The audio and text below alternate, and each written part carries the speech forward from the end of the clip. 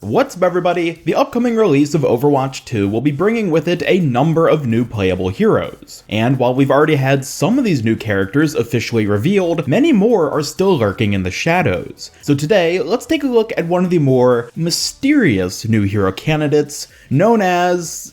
well, we're not really sure what he's known as yet. The Storm Rising Omnic, the Mystery Omnic, the likely leader of Null Sector, or my personal favorite, Null Hector. This guy goes by a few different titles within the Overwatch community, but regardless of what you call him, there's no denying that he's going to be playing a big part in the story of Overwatch 2, and actually has some very strong evidence to suggest that he'll end up being a playable hero. So in today's episode of HeroWatch, I'm going to cover everything we definitely know, can reasonably assume, and even speculate regarding the mysterious, probably Null Sector leader who probably isn't actually named Hector from Storm Rising. This is Master EN Gamer, and before we get into it, I'd like to remind you to subscribe and bonk that bell icon if you enjoy this video to never miss out on any future Overwatch 2 news and content. But now, let's talk about this upcoming hero.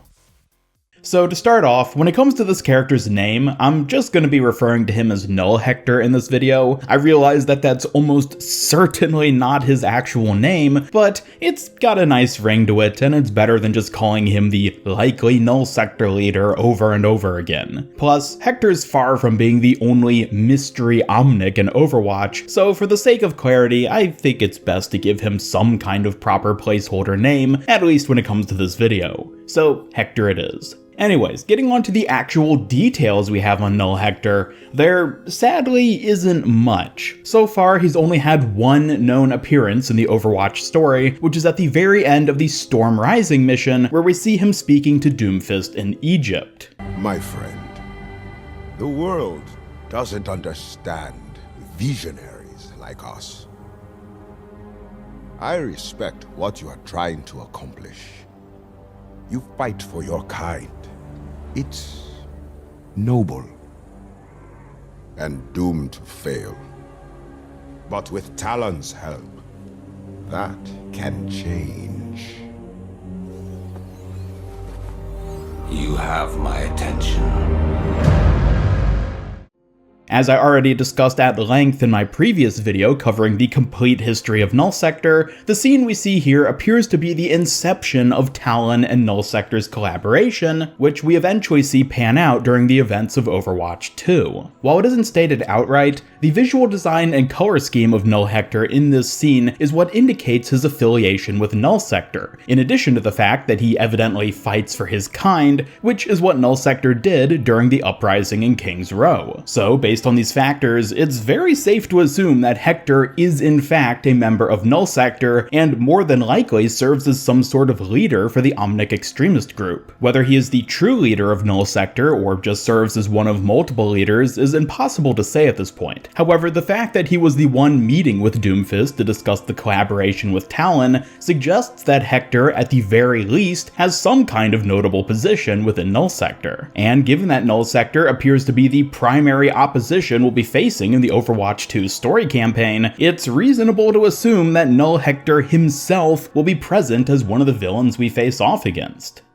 Now, while this may be all the concrete details we have on him as a character in Overwatch, there's actually a decent amount of further evidence that not only potentially confirms his status as a hero in Overwatch 2, but may even hint at some of his abilities and gameplay mechanics. And the first piece of this evidence puzzle is a little article published by Game Informer back during BlizzCon 2019. That's right, I'm talking about the exact same article that basically confirmed the Kanazaka Fox Girl a year before we even knew she existed. And if you somehow don't know who the Kanazaka Fox Girl is, well, you really should, because I analyzed the heck out of her in one of my previous HeroWatch videos, so you better check that out if you haven't already. Link to that in the cards on screen and down in the description. Anyways, getting back to the Game Informer article, let me give you a brief recap of what it is and why it's important. Back during BlizzCon 2019, which was the same BlizzCon where Overwatch 2 was first officially revealed, Blizzard held a closed-door press briefing with select gaming journalists. During this briefing, the journalists were shown a PowerPoint presentation with info on the upcoming Overwatch sequel. One of the presentation slides reportedly showed 4 silhouettes, who were implied to be upcoming heroes for Overwatch 2.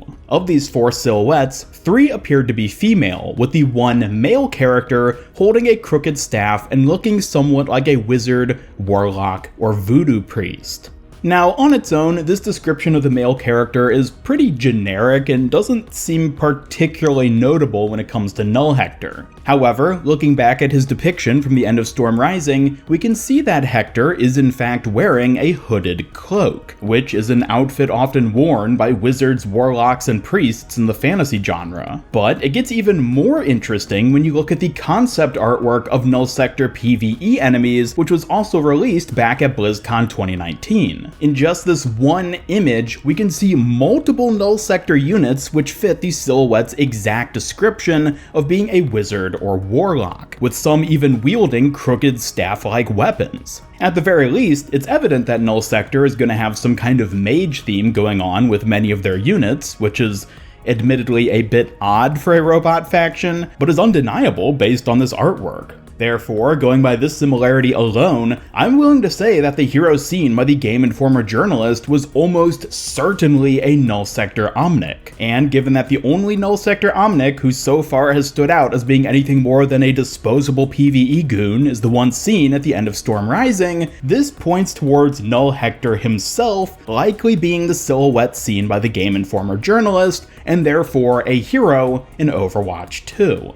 I mean, this would make sense after all. From what we've seen of Overwatch 2's story thus far, it appears that Null Sector is going to be at least as big of a threat as Talon in the PvE campaign, so why not make one of the faction's members a playable hero? Adding Null Hector, or really any notable Null Sector character as a hero, would allow Blizzard to better flesh out and explore the nuances of the Omnic extremist group. And that's not even considering the already severe lack of Omnics we have on the playable roster. So adding a Null Sector Omnic hero would pretty much be an absolute win all around.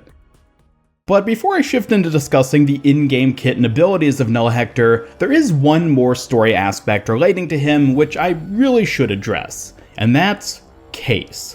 Kace, as the 5 of you who actually read London Calling may remember, is the Omnic revolutionary who tried to lead a new King's Row uprising around the same time as Winston's recall. In the comic series, we see him attempt to use the assassination of Mundata as a spark to radicalize London's oppressed Omnic population and create further conflict with the humans. However, he ultimately ends up being driven off by Tracer, Winston, and the other Omnics before being able to deal too much damage. Now, the reason I bring up Kace in a video about Null Hector is that there are some striking similarities between the two Omnics. Not only are Kace's actions in London Calling reminiscent to the Null Sector uprising which took place in the same city just 7 years prior, but Winston even notes following Kace's escape that it's possible he has ties to Null Sector. In addition to this, one also cannot overlook the visual similarities between Kace and Null Hector. Both have gray faceplates with 2 short prongs jutting out the top and a prominent W-shaped jawpiece on the bottom.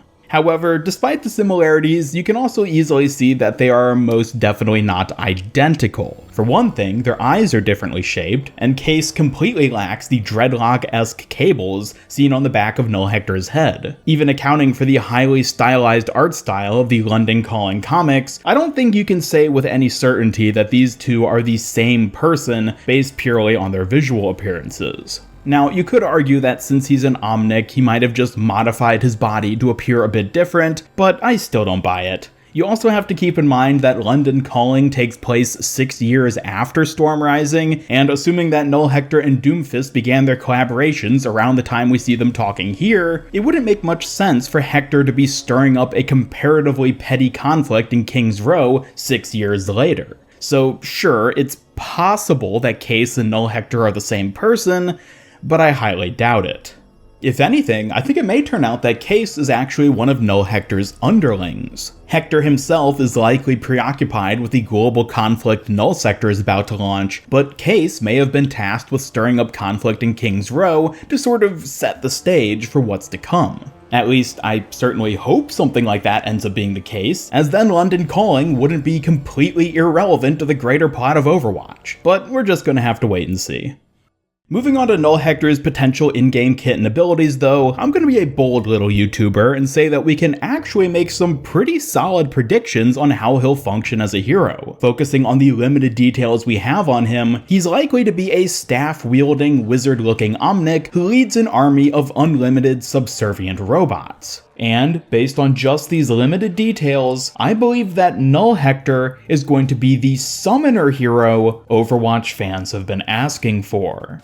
Now, as much as we've all been desperately craving the ability to summon slicers on demand, I realize that adding a summoner hero to Overwatch could introduce a lot of problems. While this type of character can be gangbusters in PvE, PvP is quite the different story. The heroes we already have who kinda fill the summoner playstyle, being Torbjorn and Symmetra, who both build turrets, are infamously unbalanced across different skill tiers. This is because of the way automated and AI mechanics in a hero's kit can't really be scaled the same way as player skill when it comes to aiming, reaction times, and other forms of game sense. So certainly making a new hero whose kit is even more reliant on summoning AI companions or units to help them fight would be a monumental challenge to balance. And while I'd never rule out the possibility of Blizzard finding some miracle way of implementing it, I honestly don't expect them to be able to pull it off. But who knows? Maybe it could end up being something much simpler, like my theorized kit for Overlord, where he summons tiny drones that just follow players in the same way as Zenyatta's orbs, or maybe the changes to Overwatch 2's core PvP mechanics will somehow allow for AI summons to be more competitively viable than they ever were in Overwatch 1. With so much about the sequel still being a mystery, all I can say is that, based on the details we have about Null Hector and the likelihood of him being a hero in Overwatch 2, he seems to be the perfect candidate to be some kind of summoner or robo-beastmaster type hero. But sadly, that's all there really is to say for now on Null Hector, or whatever the Null Sector leader's name ends up being. Based on the details we do have though, I'd honestly rank him right alongside the Kanazaka Fox Girl in terms of being pretty much guaranteed as a new hero for Overwatch 2. But with such little known about him right now, there's not much more that we can really speculate. And as for whether or not we see or hear anything more about him prior to the sequel's release, well, we're really just gonna have to wait and see. Either way, thank you all so much for watching. Be sure to subscribe, hit up that bell icon, follow me on Twitter, and come join my Discord server to hang out and never miss any of my future Overwatch content. Special thanks to my YouTube channel members who help make these videos possible, and if you'd like to join them to earn some cool rewards like getting your name at the end of my videos, then just hit that join button down below. Otherwise, this is Master Ian Gamer signing off, and until next time, have a great day.